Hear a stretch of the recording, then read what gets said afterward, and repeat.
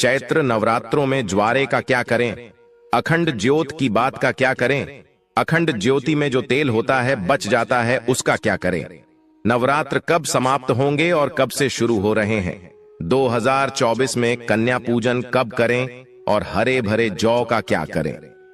भक्तों, आज हम जानेंगे सब कुछ इस वीडियो में। माता रानी जो आपकी इस वीडियो को सच्चे दिल से लाइक करें, उसकी गरीबी जन्म जन्मांतर की परेशानी दूर कर देना।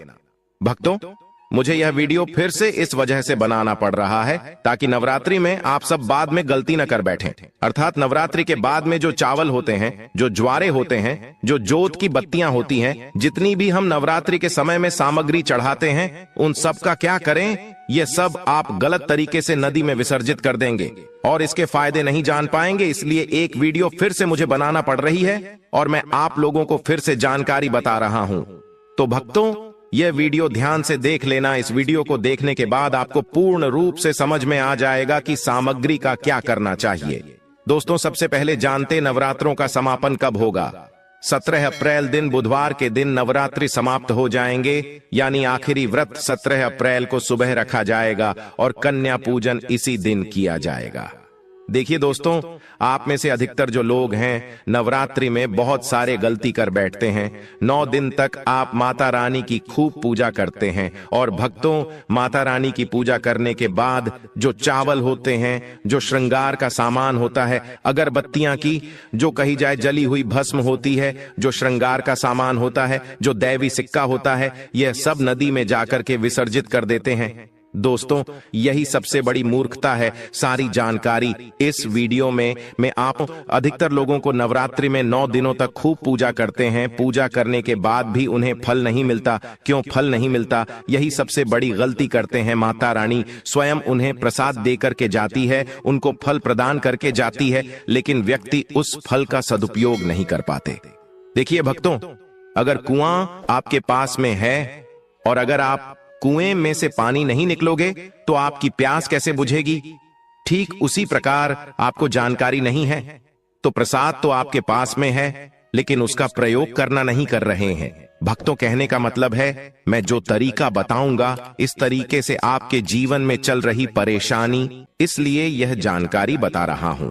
अगर भक्तों हमारी वीडियो में बताए गए उपाय से किसी एक भी व्यक्ति का भला होता है तो हमें भी पुण्य की प्राप्ति होती है, हमें भी अच्छा लगता है और हमें भी काफी आशीर्वाद आप सभी दर्शकों का प्राप्त होता है और माता रानी की कृपा प्राप्त होती है।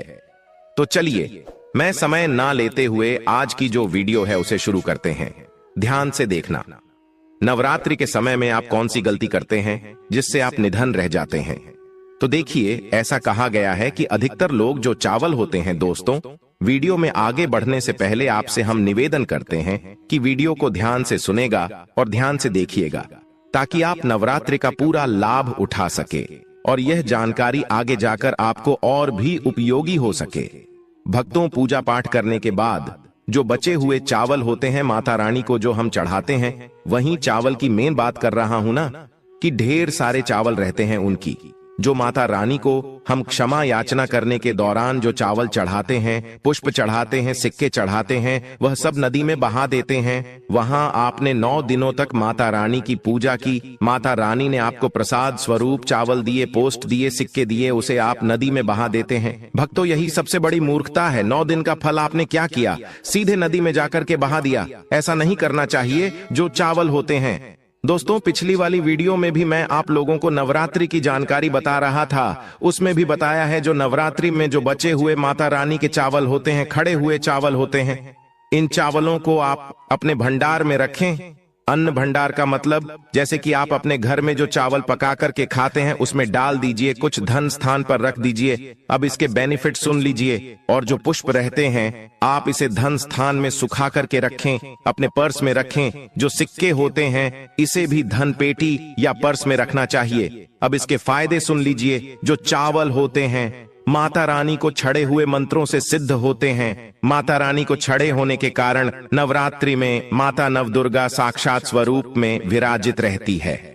तो ये जो चावल होते हैं जागृत अवस्था में हो जाते हैं। यदि भक्तों आप इस प्रकार के चावल को आप खाते हैं तो आपके शरीर में दोस्तों आपको चावल एक साथ नहीं खाने हैं। आपके घर पर कभी भी चावल बनाएं तो उसे चावल में 1 या 2 चावल के दाने मिला देने हैं। देखिए दोस्तों, इसे होता क्या है कि आपके शरीर में इस चावल को खाने के बाद रोग दोष भी आदि किसी भी प्रकार की जो आपके शरीर में कष्ट है, शारीरिक पीड़ा है, मानसिक पीड़ा है, वह दूर हो जाती है। और भक्तों, माता रानी की आपको कृपा प्राप्त होती है। माता रानी की कृपा से शरीर में एक ऐसी ऊर्जा उत्पन्न होती है जिस ऊर्जा से आप अपने आप को स्वस्थ करते हैं और आप जहां भी चले जाइए, जिस भी कार्य को करिए, वह कार्य आपका सफल होता है। और भक्तों, आपको एक बात और बता दूं कि कभी भी इन चावलों को थोड़ा सा खाते हैं आपका पेट भर जाता है, यानी कि इसमें तृप्ति जल्दी मिलती है और आपके घर में कभी भी अन्न की कमी नहीं रहेगी। आप में से अधिकतर जो भक्त हैं माता रानी को श्रृंगार का सामान जरूर चढ़ाते हैं और श्रृंगार का सामान चढ़ाने के बाद इसे आप लोग नदी में बहा देते हैं या फिर अन्य को दे देते होंगे। तो ऐसा आपको नहीं करना है। जो श्रृंगार का सामान आप चढ़ाते हैं माता रानी के लिए, 9 दिन के बाद इस श्रृंगार के सामान को आपके घर की जो शादीशुदा महिलाएं हैं उन्हें देना चाहिए। इससे क्या बेनिफिट होता है? इससे अखंड सौभाग्य की प्राप्ति होती है। जब तक वह माता बहनें श्रृंगार करेंगे, जो भी माता रानी को चढ़ा हुआ आपने दिया श्रृंगार करेंगे, तब तक अगर साक्षात स्वयं काल भी उनके पास आ जाए उनके पति को ले जाने के लिए, मृत्यु के घाट उतारने के लिए, तो उनका बाल भी बांका नहीं कर पाएगा। इससे उस स्त्री को अखंड सौभाग्यवती की प्राप्ति होती है। महिलाएं घर की साक्षात लक्ष्मी होती है। इसीलिए भक्तों, विशेषकर ध्यान रखें कि जो बचा हुआ माता रानी को चढ़ाया गया श्रृंगार का सामान होता है, माता बहनों को देना चाहिए। अब इधर मैं आप लोगों को बताना चाहूंगा, आप में से अधिकतर भक्त जो जोत का बचा हुआ तेल होता है, इसे क्या करते हैं? नदी में विसर्जित कर देते हैं। सबसे बड़ी यही गलती है। जो जोत का बचा तेल होता है, वो नवरात्रि में जो जोत आप लोग जलाते हैं, तो क्या होता है, 9 दिन तक जोत जलने के कारण जोत में जो तेल बचा हुआ होता है जागृत अवस्था में होता है। और भक्तों, जागृत चीज ही अपना पूर्ण से प्रभाव दिखाती है। आपने देखा होगा, सभी मूर्तियों की पूजा नहीं होती। जब कुम्हार मूर्ति बनाता है या फिर पत्थर वाले जो कारीगर मूर्ति बनाते हैं, तो उस मूर्ति की पूजा नहीं होती। उसी मूर्ति की पूजा होती है जिसकी प्राण प्रतिष्ठा हो। तो भक्तों, कहने का मतलब है कि ज्योति का जो बचा हुआ तेल होता है, जो जलने के कारण जागृत अवस्था में हो जाती है। तो अगर आपके हाथ पैरों में दर्द होता है, किसी ने आपके ऊपर काला जादू कर दिया, आपको शंका हो रही है, तो इस स्थिति में आप क्या करें? जो जोत का बचा हुआ तेल होता है आप अपने सिर में लगाइए, अपने शरीर में जहां दर्द होता है उन हिस्सों पर लगाइए। तो आप अपने जो शरीर के आपको 7 हिस्सों में लगाना होता है, तो शरीर पर कैसा भी तंत्र विकार लगा है, किसी ने काला जादू, भयंकर काला जादू कर दिया हो, तो यह माता रानी की साक्षात कृपा होती है। तत्काल देखना, 5 मिनट में आराम मिलेगा। आज हमें हमारे गुरु के द्वारा इस वजह से प्रेरणा मिली कि यह जानकारी समाज में बताई जाए। इस जानकारी से आपका भला होगा। अब जो आपको किसी तांत्रिक या ओझा के पास जाने की जरूरत नहीं पड़ेगी। इनके चक्कर आपको लगाने की जरूरत नहीं है। आपको 1 साल के लिए जोत का बचा हुआ तेल बचाकर रखें। सिर होता है, सिर दर्द वाले हिस्से पर लगा सकते हैं। अगर किसी कारणवश कभी कभी ग्रह नक्षत्रों की पीड़ा के कारण सिर दर्द होता है, तो वह सिर दर्द होना बंद हो जाता है। यानी कि जितनी भी ग्रह है, राहु है, केतु है, दुष्ट शक्तियों के द्वारा आपको सताया जा रहा है, 3-7 हिस्से में बस लगाना होता है। शरीर के 7 हिस्सों में लगा लीजिए। सिर, पैर, हाथ, कोहनी, या फिर आप अपने हृदय में लगा सकते हैं, कंठ में लगा सकते हैं। इस प्रकार से आपको 7 हिस्सों का चुनाव करना होता है। तो कैसी भी आपके जीवन में परेशानी हो, शरीर में शारीरिक पीड़ा हो, सारी पीड़ा दूर हो जाती है। भक्तों, चलिए मैं आप लोगों को बताना चाहूंगा, अगरबत्ती आप जलाते हैं या फिर आप गोबर के कंडे जलाते हैं या फिर आप माता रानी के लिए जो भी चीजों को जलाते हैं, तो भक्तों, भस्म का क्या करना चाहिए? जलाने के बाद जो अंतिम चीज होती है वहां चीज भस्म होती है। भस्म का क्या करना चाहिए? तो भक्तों, हम आपको बता देते हैं कि इस भस्म को पूरे साल के लिए, 1 साल के लिए इस प्रकार की भस्म को बटोर करके रखना चाहिए। जो अगरबत्ती की भस्म है या फिर कहा जाए गोबर के कंडे की भस्म रखी है, क्योंकि माता रानी को हम जो कच्ची धूप जलाते हैं उसकी भस्म भी काफी सारी हो जाती है। क्या इसे मैं नदी में बहा देना चाहिए? अगर ज्यादा है तो नदी में बहा दीजिए, बाकी कम से कम आपको 1 साल के लिए आपको यह भस्म अपने पास में जरूर रखनी चाहिए। भक्तों, हम भस्म के बेनिफिट बता रहा हूं और इसके फायदे बता रहा हूं।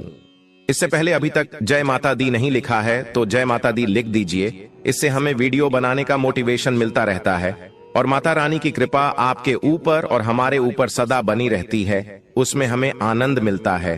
तो भक्तों, जो भस्म होती है इसका क्या करना चाहिए? अगरबत्ती की जो भस्म होती है इसे पूरे 1 साल के लिए आपको बचाकर रखना होता है और इसे थोड़ी थोड़ी आपको खानी होती है। अगर आप चाहते हैं कि आपकी अध्यात्म उन्नति हो, आपकी प्रगति हो, तो ये थोड़ी थोड़ी मात्रा में खाना शुरू कर दीजिए। आपके जो सोचने समझने की क्षमता है इतना ज्यादा पावरफुल हो जाएगी कि आपके आसपास में रहने वाले लोग जितना सोचते हैं उसे 1000 गुना ज्यादा आपकी सोच बढ़ जाएगी। दोस्तों, जिस भी कार्य को करने के लिए जाएंगे उस कार्य में आपको तरक्की मिलना शुरू हो जाएगी। और भक्तों, एक खास बात, छोटे बच्चों को नजर तो बहुत ही जल्दी लग जाती है, तो जो अगरबत्ती की भस्म होती है माता रानी के लिए 9 दिनों तक आपने भस्म जला करके रखी है, उस भस्म का थोड़ा सा तिलक आप जो हैं उनके मस्तक पर लगाइए। या फिर चाहते हैं तो जिस हिस्से में दर्द हो रहा है, जैसे कि पेट में अचानक से दर्द हो रहा है, उस हिस्से पर आप जो है इस भस्म को रगड़ दीजिए, अच्छी तरीके से भस्म लगा दीजिए। तो पेट में अगर प्रेत लगा हो, प्रेत भस्म हो जाएगा, बाहर निकल जाएगा। सिर दर्द हो रहा है, सिर में लगा दीजिए। यानी कहने का मतलब है कि यह आपके हर प्रकार के दुख तकलीफ बाधाओं को दूर करने का काम करता है। नित्य खाएंगे, अपने छोटे बच्चे को खिलाना शुरू कर दीजिए। पढ़ने लिखने में कमजोर है, ऐसे में जो बुद्धि स्थिर हो जाएगी, कई लोग पढ़ने लिखने को बांध देते हैं, कई लोग किसी की किस्मत को बांध देते हैं। तो भक्तों, इन सारी समस्याओं से छुटकारा पाना चाहते हैं तो इस भस्म का तिलक प्रतिदिन जरूर लगाइए। अगर दोस्तों आप इनका तिलक लगाते हैं तो फिर यह अति उत्तम है, सोने पर सुहागा होगा आपके लिए और आपके बच्चे की जो पढ़ने लिखने की जो क्षमता है काफी बढ़ जाएगी। आप जहां भी जाएं आपको भी अध्यात्म उन्नति मिलेगी इस भस्म का। जब तक तिलक आपके सिर पर लगा रहेगा कोई भी आपका बाल बांका नहीं कर पाएगा। और भक्तों, यदि आपके ऊपर कोई व्यक्ति तंत्र विकार करता है या करने का प्रयास भी करेगा तब भी नहीं लगता है। जानते हैं कि जोत की बात का क्या करना चाहिए? आप में से अधिकतर भक्त या तो नदी में बहा देते हैं और अधिकतर लोग हैं यह धन स्थान पर रखते हैं, इससे फायदा नहीं मिलता। दोस्तों, जोत की बात ही हमेशा जागृत अवस्था में रहती है। ध्यान से सुनना, जो कि बात को हमेशा आप जो है अपनी बाजू पर पहनना, बाजूबंद की तरह आपको इसे पहनना चाहिए। अगर लड़की है तो लड़की से अपनी भुजा में आपको इसे पहनना चाहिए। क्यों पहनना चाहिए? क्योंकि यह कोई साधारण नहीं है, यह साक्षात मां दुर्गा का आशीर्वाद होता है, यह साक्षात मां दुर्गा की कृपा होती है, प्रसाद होता है। 9 दिन तक अखंड जलने के कारण यह चैतन्य हो जाता है, इसमें प्राण आ जाते हैं, इसमें शक्ति आ जाती है। इसलिए इसे पहनने के बाद कई प्रकार से फायदे मिलते हैं। अगर आप इस प्रकार के फायदे लेना चाहते हैं तो ये जोत की बात अवश्य धारण करें। इसको धारण करने के बाद जो 9 प्रकार के फायदे कहे हैं संत महात्मा ने, वही फायदे मैं आप लोगों को इस वीडियो में बताऊंगा। अभी तक भक्तों कमेंट बॉक्स में जय माता रानी नहीं लिखा है तो जय माता रानी लिख दीजिए, और वीडियो को लाइक नहीं किया है तो वीडियो को लाइक कर दीजिए। इसका पहला फायदा है कि अकाल मृत्यु एवं दुर्घटना से बचाता है। अगर कोई भी व्यक्ति इसे बाजू में पहनता है, धारण करता है, तो ऐसे व्यक्ति की कभी भी दुर्घटना नहीं होती, ऐसे व्यक्ति की कभी भी अकाल मृत्यु नहीं होती है। क्योंकि दोस्तों, ऐसे व्यक्ति के साथ में साक्षात मां दुर्गा की शक्तियां चलती है। ये जो आप धागा धारण कर रहे हैं ना, ये आप जो बाजू में बांती पहन रहे हैं, ये कोई साधारण बत्ती नहीं है, यह साक्षात नवदुर्गा का आशीर्वाद होता है। यह एक प्रकार का सुरक्षा कवच होता है।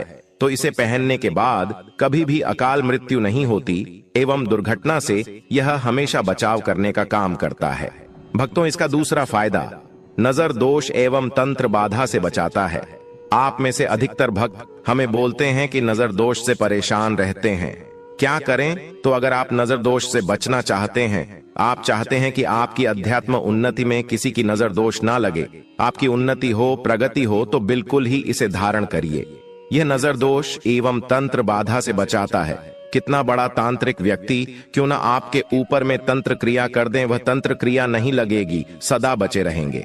भक्तों, इसका तीसरा फायदा भूत प्रेत एवं नीच शक्ति से बचाता है। आप कहीं भी मरघट में जाकर के सो जाएं, इसको पहनने के बाद भूत प्रेत आपका बाल भी बांका नहीं कर पाएगा।